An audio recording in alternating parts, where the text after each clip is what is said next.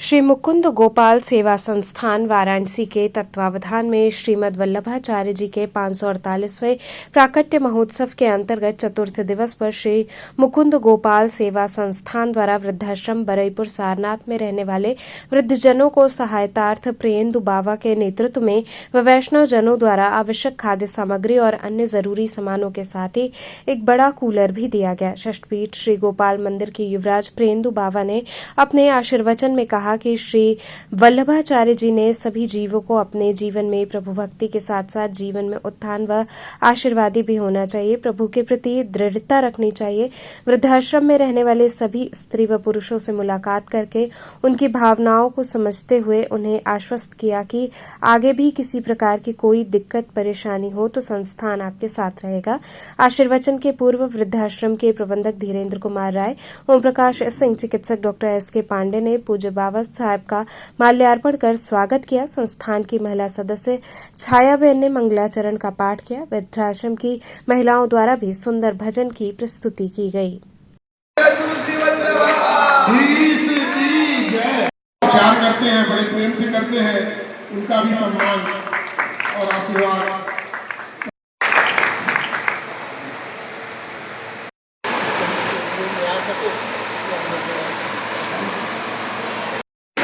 यहाँ पर हम सब एकत्रित हुए हैं एक वर्ष किसी न किसी रूप में हम यहाँ पर प्रत्येक आपके उत्सव पे कोई न कोई सामाजिक कार्यक्रम का आयोजन रखते हैं कि जिस कार्यक्रम से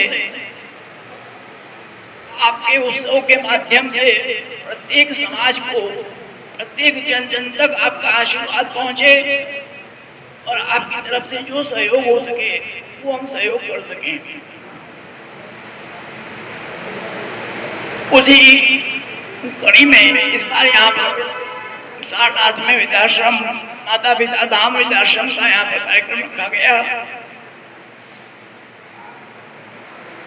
जैसा कि अभी पूर्व वक्ताओं ने यहाँ पर जो बात कही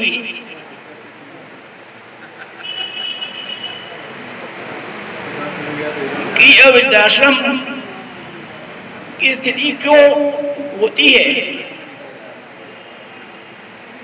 यह परिस्थिति क्यों बनती है, उसका कारण यही है कि आज के समय में हम अपनी शिक्षा को, अपने संस्कार को भूलते चले जा रहे हैं। हमारे प्राचीन आचार्यों ने हमें यह शिक्षा नहीं दी कि हम अपने माता पिता को, अपने वृद्धों को छोड़ के कोई कार्य करें।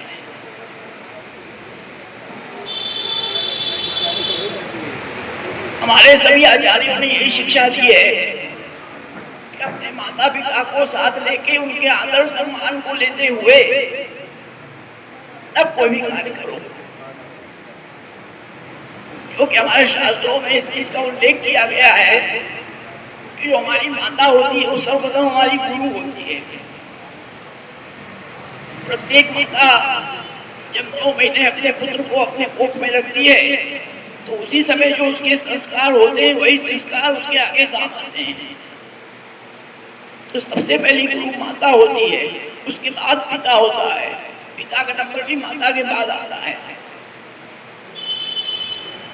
पिता स्नेह, माता स्नेह करती है तो पिता उस बच्चे को जब वो कोई गलत काम करता है तो उसके लिए उसको अनुशासित करता है। इसलिए पिता का ये कार्य है। इसलिए अपने यहाँ माता पिता का विशेष सम्मान रखा गया है। जब माता पिता बीज डालते हैं, जैसे बीज होता है, बीज को हम खेत में डालते हैं, वो बीज वृक्ष होता है। फिर वो वृक्ष जब पूर्ण फल फलित हो जाता है तो उसमें जब फल लग जाते हैं वो उसका सब सेवन करते हैं, उसका सब आस्वादन करते हैं। परंतु जब कुछ समय बाद वो वृक्ष यदि फल नहीं दे पाता तो उस वृक्ष को काट के फेंकने की परंपरा हमारे यहाँ नहीं है। यदि उस वृक्ष में फल नहीं भी आता है तो भी उस वृक्ष को रखो, क्योंकि वो वृक्ष कम से कम छाया तो देगा, चाहे फल न दे तो क्या है। परंतु छाया तो देगा, इसलिए उस वृक्ष को भी संभाल के रखना हमारे यहाँ परंपरा है। आज एक गाय होती है, गाय को भी हम अपनी माता कहते हैं, और उसका रक्षण भी करना हमें सर्वश्रेष्ठ हमारा पहला अधिकार है। क्यों? क्योंकि गाय है, वो गाय भी हम रखते हैं और गाय हमें दूध देती है, उससे हमारा पालन पोषण होता है। जब गाय दूध नहीं देती तो क्या उसको हटा देते हैं? नहीं हटा सकते। क्यों? क्योंकि आज वो गाय अगर दूध नहीं दे रही है तो भी उसको अपने घर में रखेंगे, जो हमारी शोभा है।